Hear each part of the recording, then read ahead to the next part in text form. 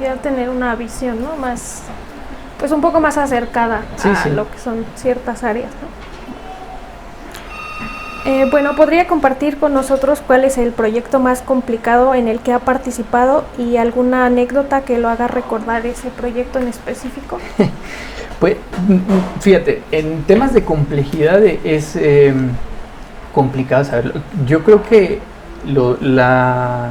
los temas más complejos de nosotros es cuando encuentras materiales que son atípicos en el comportamiento, poco predecibles. Y como todas las obras, lo más complicado en términos generales en cualquier obra es el inicio, ajustar, porque cuesta mucho trabajo eso, que se empiece a desarrollar la obra ya de manera cotidiana.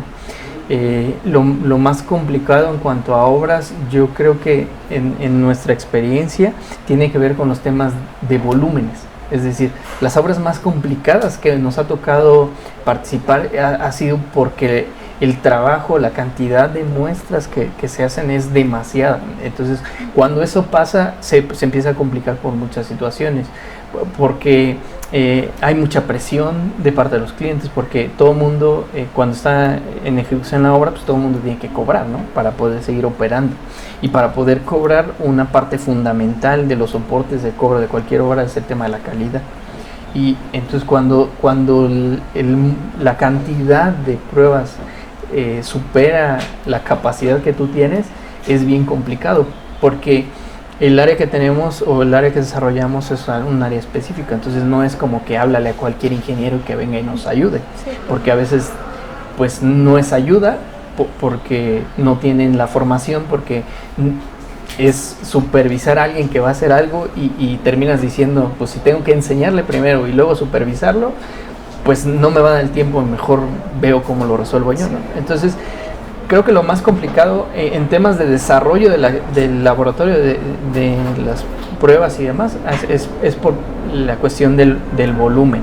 Hay cosas muy interesantes que hemos visto y que hemos aprendido a lo largo de las obras y en los diferentes tipos de obra, pero algo que a mí me costó trabajo y no tenía tanto que ver con esta parte del volumen, que te digo que puede ser para nosotros lo más complicado, sino con entender la forma de trabajo de quien te contrata, habituarte hasta, te digo, en temas de relaciones personales, hasta su forma de ser. Yo aprendí mucho cuando empezamos a trabajar para OHL. Cuando empezamos a trabajar para OHL hace muchos años, hicimos primero el tren suburbano. Ahí aprendí mucho en cuestión de el contacto justo con el cliente, porque fue la primer obra demandante que yo tuve. Y demandante me refiero a que ese tipo de obras y de clientes o de empresas te hablan para cualquier cosa, o sea, a cada rato, a todas horas, necesito que me resuelvas esto, para pedirte información, cómo vamos con esto. Entonces era algo que yo no había aprendido, no me había desarrollado en eso, porque pues aquí, como te digo, estás dentro del laboratorio, haces tus pruebas, entregas tus resultados y ya está. Entonces, cuando a mí me nombraron como encargado de esa obra, pues fue así decirle al cliente, cualquier cosa que necesites, velo con él. Y entonces, de verdad, esa empresa y ese cliente era muy demandante. Yo a cada rato iba a juntas, a reuniones, porque, pues, oye, ¿cómo vamos con este tema, aquello? Y entonces eso me enseñó mucho, me empezó a desarrollar en ese sentido. Fue muy pesado para mí, era desgastante de verdad, porque era algo que no había vivido. Entonces uno también necesita aprender a lidiar con eso, porque de repente, y sí me pasaba al principio, que ves el teléfono, ves quién es, y no sabes qué quiere, pero ya tienes un hoyo en el estómago, ¿no? Si va a ser un problema, si te va a hablar de buenas, si se va a quejar de alguien, porque también eso pasa, te digo, pues tú estás a cargo de la gente, y si ellos hacen algo mal, pues no van y se los dicen a ellos, o probablemente sí, pero además de hacer eso van y te reclaman a ti y tú eres el responsable y tú tienes que dar la cara. Entonces en ese proceso fue complicado y aprendí mucho. La parte pesada fue eso, el tema de aprender a lidiar con el cliente, y te digo, no en el tema propiamente de que siempre fueran problemas, pero sí de tener que buscar cómo darle soluciones o cómo atender sus demandas en todos los sentidos. Eso fue complejo, y después del tren suburbano pasamos al segundo piso del periférico. al viaducto Bicentenario. Y ahí se repitió la historia con otra gente, porque pues van cambiando ellos los encargados. Entonces ya sabía más o menos lo que era estar al pendiente y bajo la demanda de ese cliente, y cómo en general había que estar muy al pendiente de ellos y estar tratando de no meterse en problemas por lo complicado que te digo que fue la obra anterior. Pero era otro tipo de obra y otro tipo de demandas, en específico porque esa obra se trabajó totalmente de noche. Entonces era empezar ahora a lidiar con la gente de noche, trabajar yo de día, porque yo no me pasé, yo no cambié el horario, yo no estaba permanentemente en la obra. De repente sí me tocó ir a supervisar o a ver algunas cuestiones, pero mi trabajo era de día, pero estar disponible para lo que se ofreciera de noche, tanto de la gente del laboratorio como del cliente. Entonces fue un poco complicado, y en ese proceso, algo que no voy a olvidar jamás en la vida, y es algo que a mí me marcó, fue un problema en esa obra. En mucho fue mi responsabilidad, fue un error mío.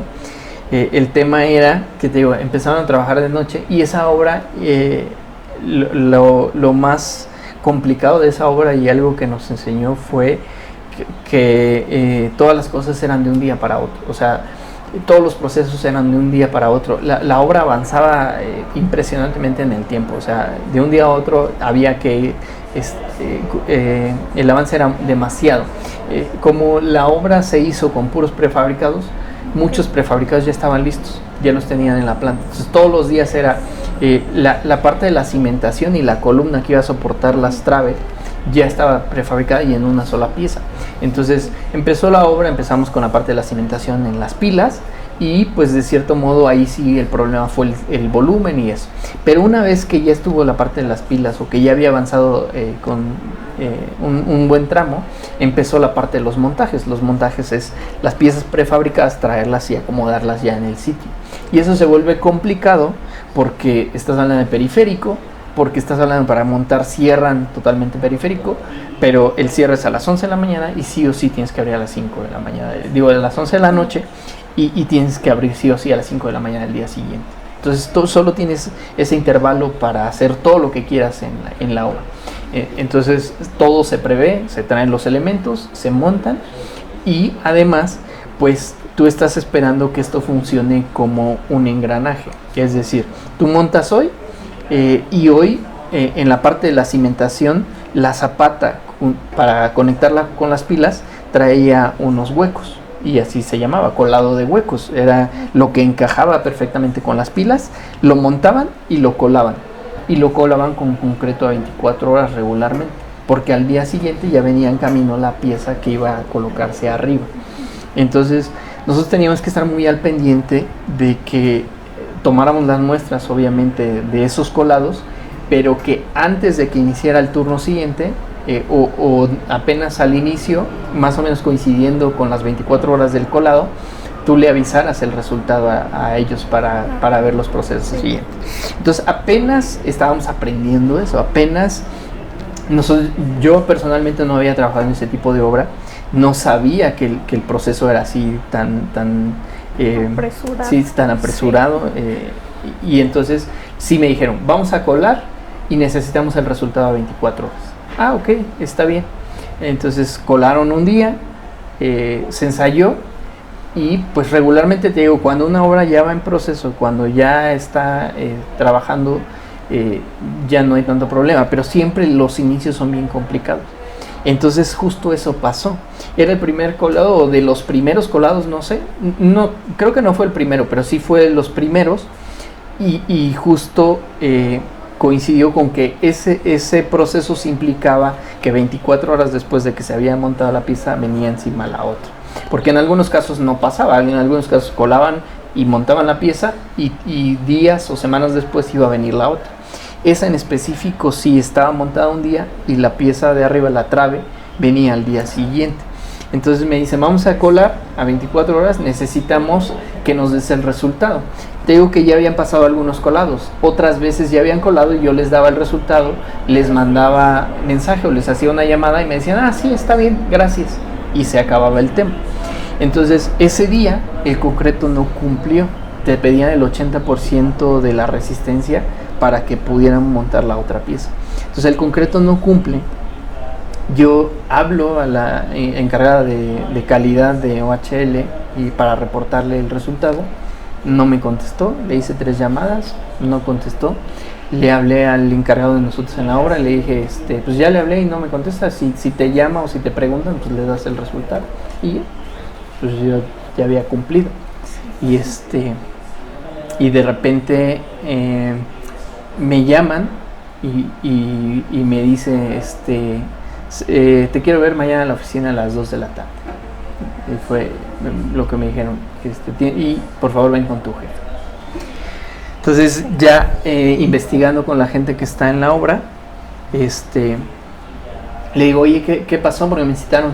No, se hizo un problemón, me dice. Pues es que dicen que no les avisaste que no cumplió. Y ya estaban las grúas en la posición, ya tenían la pieza, pues periférico obviamente cerrado. Y ya estando listos para montar, pues ya yo les dije que no cumplía y se hizo un relajo. Y ya, entonces ya le dije al ingeniero, ¿sabe qué? Pues nos están citando mañana a las 2 de la tarde, hay que ir para una reunión, pasó esto. Yo le avisé a la ingeniera, pero bueno, le llamé, pero no me contestó, entonces pues ya nada más le dije al encargado que les diera el dato, y cuando les dio el dato, pues ya estaba todo listo para el montaje, y pues quieren vernos. Vamos a la reunión.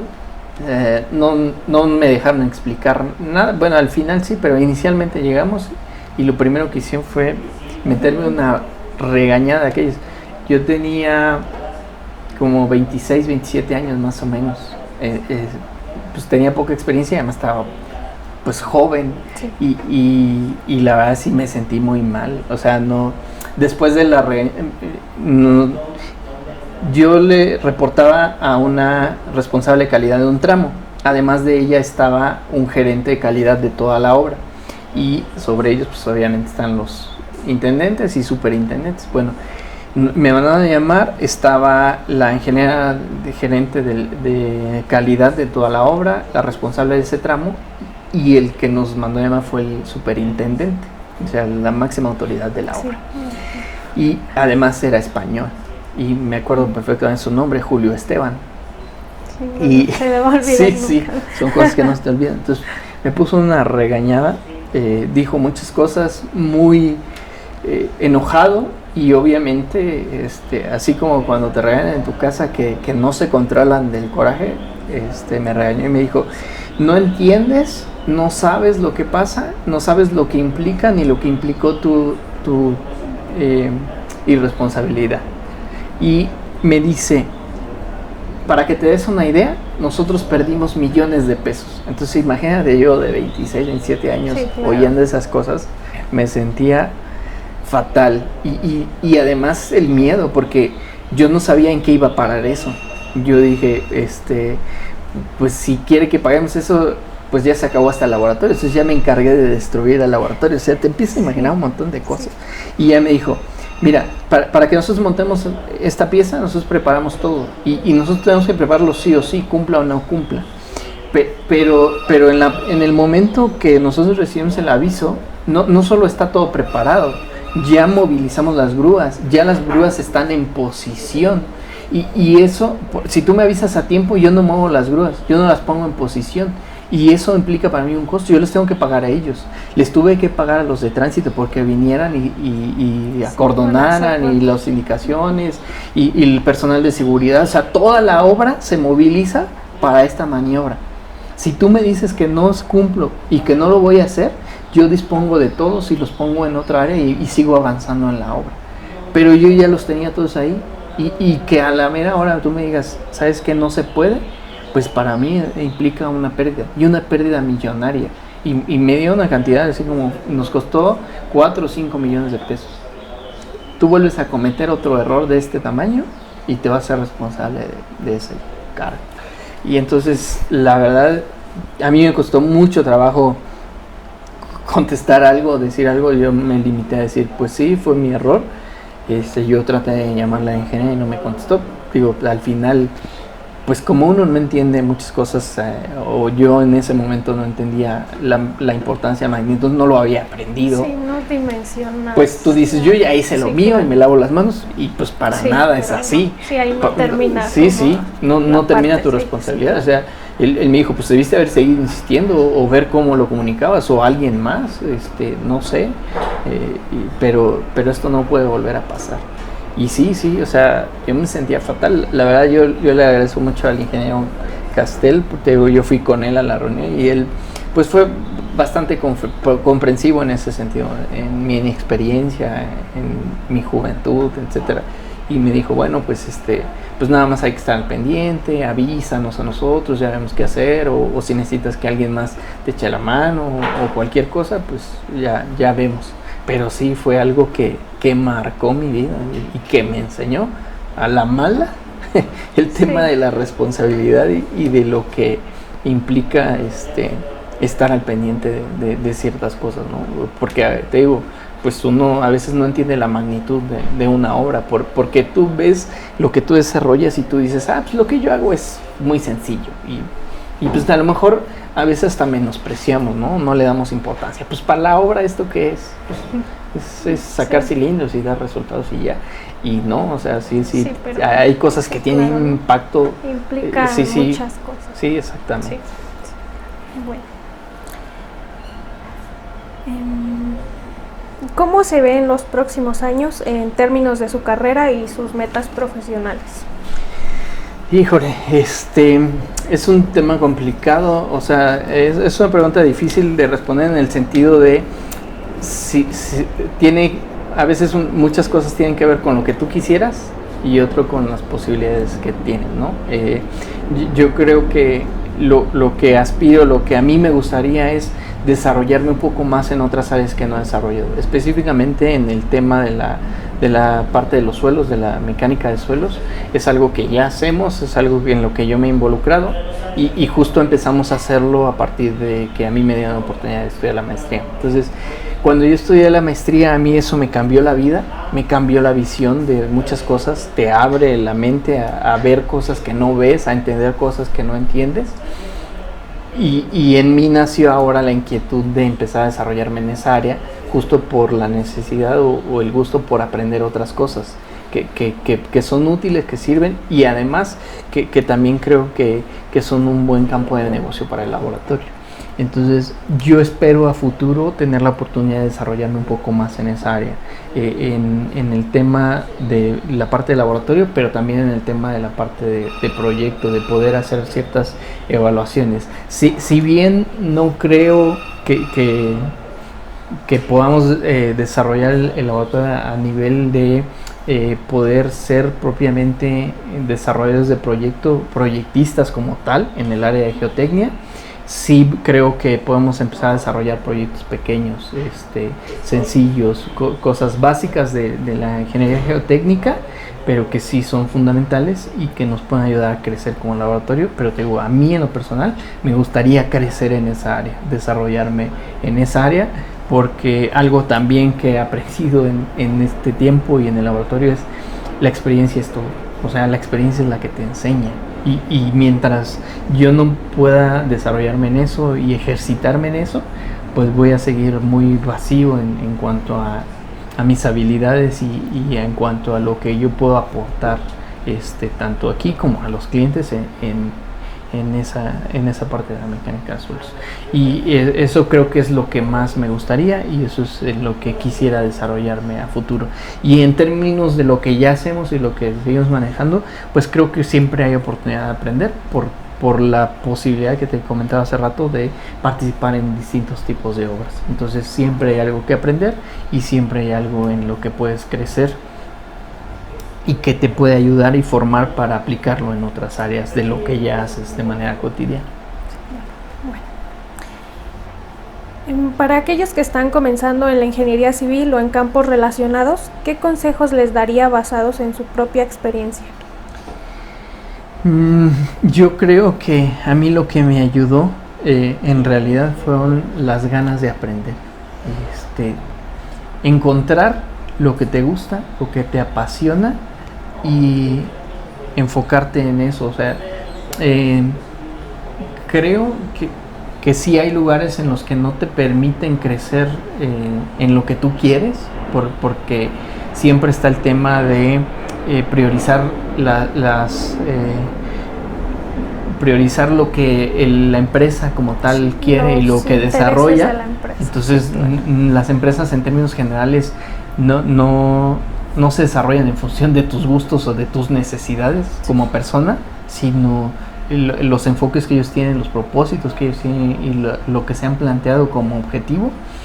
Pero justo te digo, en ese sentido yo le recomendaría a los que están empezando que traten de encontrar su vocación, o sea, qué les gusta, qué les apasiona, porque cuando haces lo que te gusta, cuando haces lo que te apasiona, se te facilitan mucho las cosas. Y cuando encuentres lo que te guste, pues tienes que esforzarte por aprender y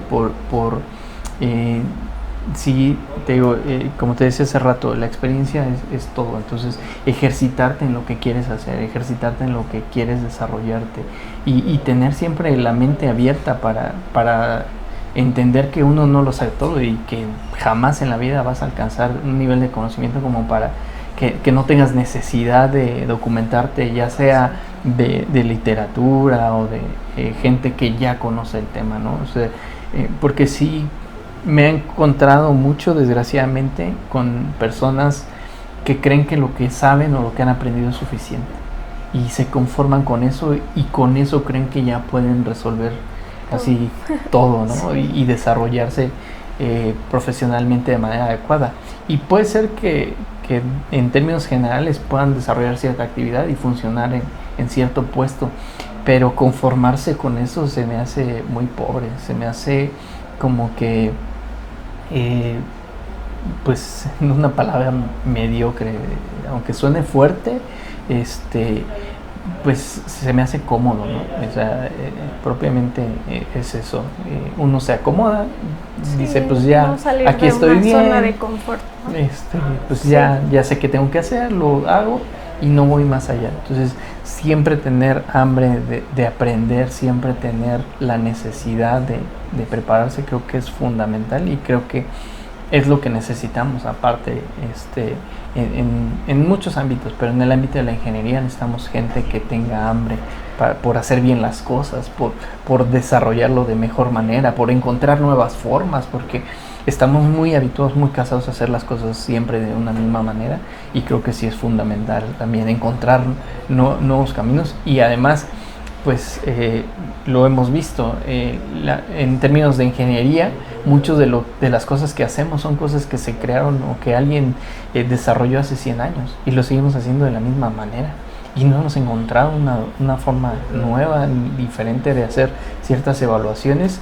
Y creo que eso ya para nosotros debería ser prioritario. O sea, después de 100 años, seguir haciendo las cosas de la misma forma, creo que nos da idea de algo que no estamos haciendo bien. Porque si vemos alrededor, en todos los ámbitos, en todos los sentidos y en todo el mundo, todas las cosas se han desarrollado y han cambiado drásticamente. Y nosotros, ¿no? Nosotros muchas cosas, sobre todo hablando de cuestiones de pruebas y de laboratorio, las seguimos haciendo igual desde hace 100 años y creo que necesitamos gente que haga cosas diferentes, que innove, que empiece a pensar de manera diferente, porque también los productos están cambiando, porque todos los que se dedican a esta industria también en muchos sentidos han querido evolucionar y han empezado a hacer investigación y han empezado a desarrollar nuevas cosas, pero a pesar de que sí ha habido nuevos desarrollos en otras áreas, nosotros seguimos evaluando de la misma manera. Y creo que ahí sí nos falta mucho por crecer y hay una oportunidad inmensa de poder cambiar esta forma de evaluación. Y para la gente que apenas está empezando y la gente nueva, pues creo que eso es lo que se necesita, que ellos busquen otra mirada, otra perspectiva. Bueno, es que también, yo considero que tiene mucho que ver también nuestra formación académica, ¿no? Porque, o sea, los profesores son como, pues, la mayoría ya son muy grandes, ¿no? Y entonces tienen como que esa idea de hace un montón de años y pues es como que lo que te enseñan.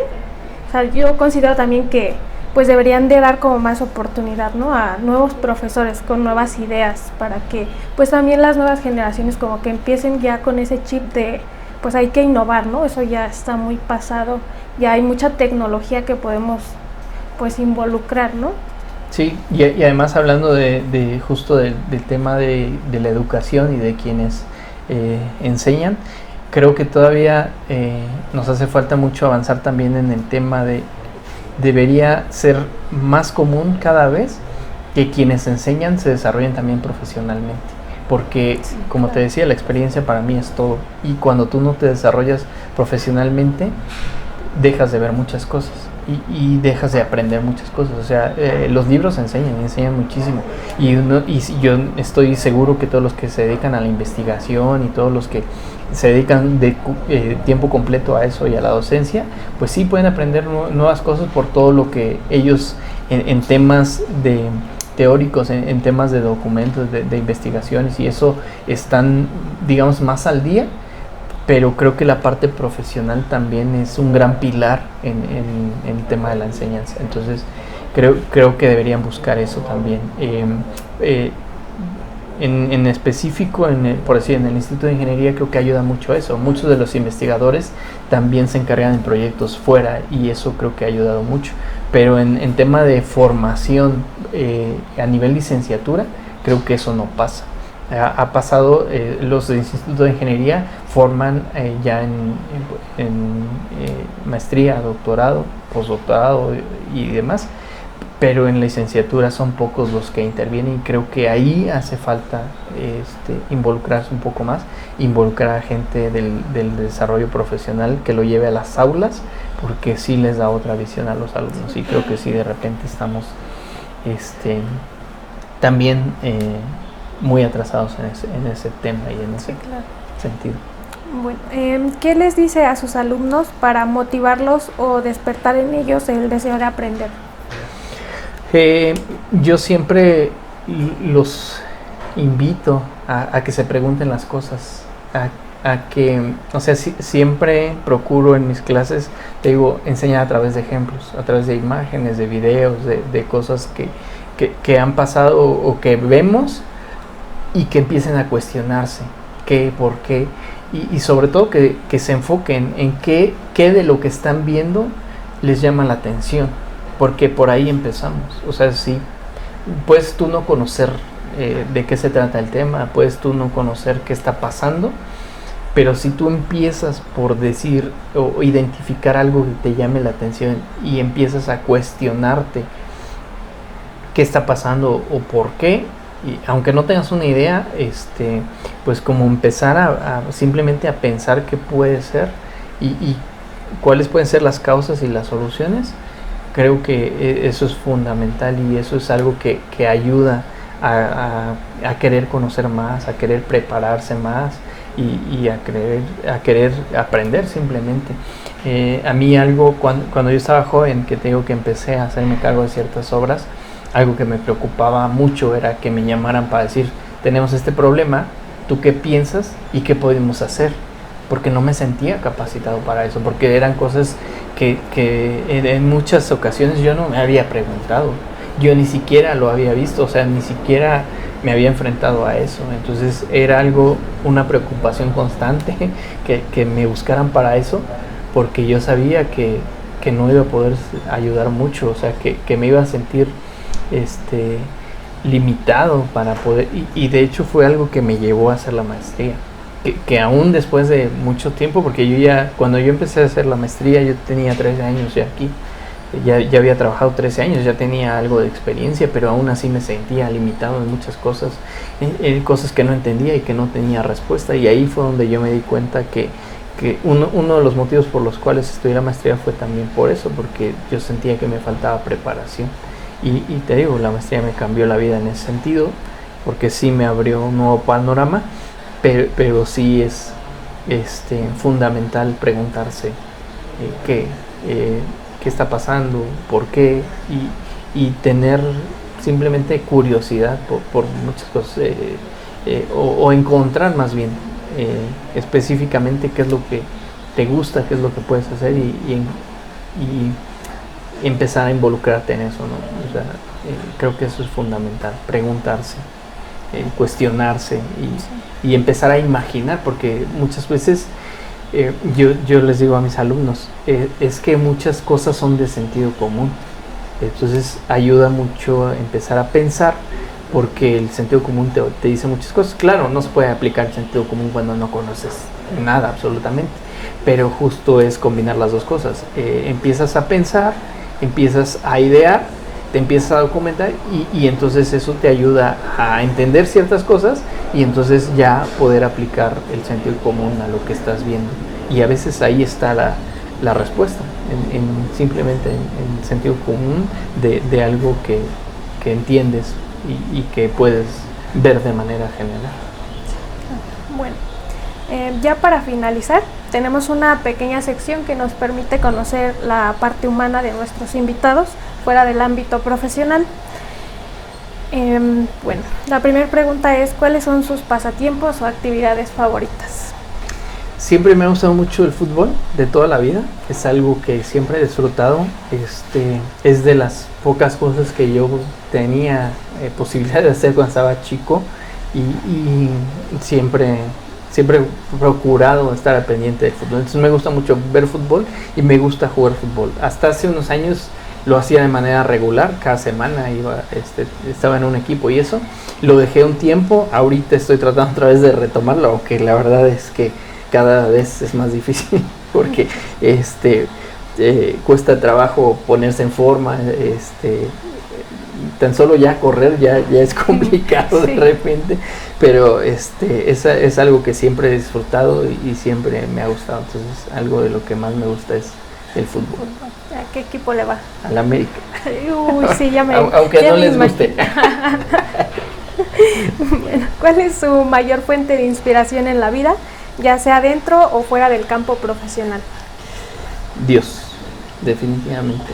Yo algo que he aprendido y que sé es que todo lo que hacemos lo hacemos como para Él y eso ha sido mi motivación para hacer todas las cosas, entender que mi responsabilidad más allá de con los alumnos, con mi trabajo, con mi patrón, es con Dios, eso te cambia todo, ¿no?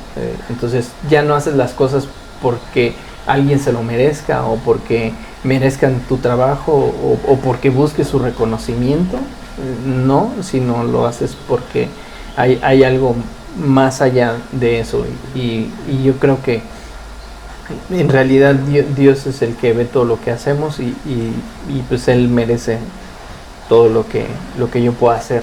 Y te digo, además entender eso me ha ayudado mucho a no frustrarme, ¿no? A no frustrarme cuando a lo mejor, porque mucha gente dice, yo me esfuerzo mucho, yo me pongo la camiseta y no recibo nada y se sienten decepcionados o se sienten que sienten que la gente se aprovecha de ellos, que no vale la pena el esfuerzo y eso me ha ayudado mucho, ¿no? Al final yo creo que estoy en un buen lugar, yo creo que yo me siento contento y me siento satisfecho también con lo que he recibido aquí, pero también creo que ayuda mucho eso, dejar de ver a las personas, dejar de ver otras cosas y enfocarme en que es para Dios lo que yo hago. Me ha ayudado a desarrollarme como me he desarrollado y me ha evitado sentirme frustrado, dolido, porque a veces sí hay cosas que de repente pueden hacerte sentir como no valorado, menospreciado. Entonces me ha evitado esas sensaciones de frustración inclusive. ¿Algún país o alguna ciudad que nos recomiende visitar? Híjole, yo nunca he salido del país. A mí me gustaría conocer Japón, sobre todo por el tema de la tecnología, porque es algo que siempre me ha llamado la atención. De hecho, una de las posibilidades que yo veía cuando yo estaba por estudiar la licenciatura era el tema de la computación, por este tema de estar ligado al tema de la tecnología. Obviamente en ese entonces jamás me imaginé, y yo creo que nadie de nosotros, lo que la tecnología podría hacer y desarrollar a lo que vemos en estos últimos tiempos, pero es algo que siempre me llama la atención y por eso me gustaría visitar Japón. No sé si es recomendable o no, porque no es algo que no he vivido, sí, pero a mí me gustaría por eso y por la cultura que ellos tienen, ¿no? La cultura del respeto, la cultura de la responsabilidad, que creo que es algo digno de admirar. Como todo, creo que como sociedad Japón puede tener cosas buenas, cosas malas, dentro de lo que yo veo bueno de ellos es eso. Pero sí, algo que sí creo y que estoy convencido es que deberíamos conocer bien nuestro país. Nuestro país tiene una riqueza cultural, gastronómica y en muchos ámbitos, aún en nuestro ámbito de la ingeniería, en cuanto a tipos de edificación, de construcciones y en cuestión de materiales, minerales, suelos, etcétera.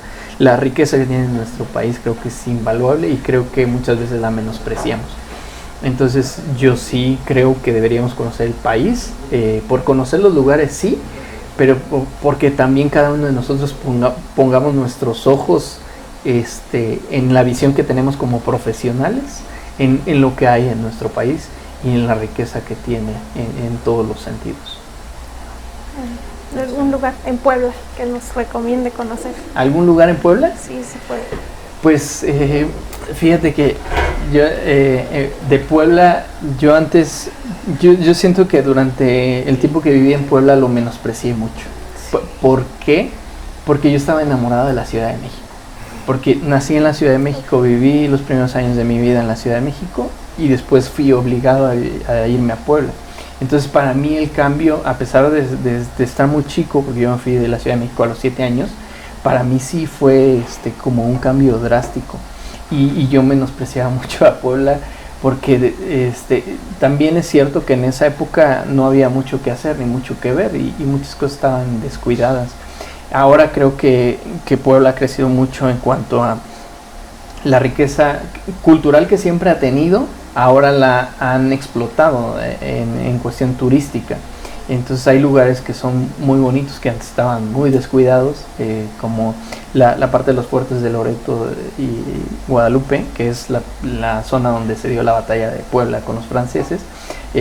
Ahora lo tienen como una zona turística muy bien conservada, crearon un lago artificial, pusieron un teleférico para hacer un recorrido, abrieron túneles que van de la parte centro de Puebla hacia esta parte de los fuertes, túneles que ya existían y que se conocían como a manera de leyenda, que había unos túneles subterráneos que utilizaban como a manera de escape o cosas así, y que hace unos años ya los abrieron y los han impulsado como parte del patrimonio de la ciudad y como parte de la oferta turística de la ciudad. Entonces en Puebla creo que la parte centro es muy bonita, no solo en lo colonial que puede ser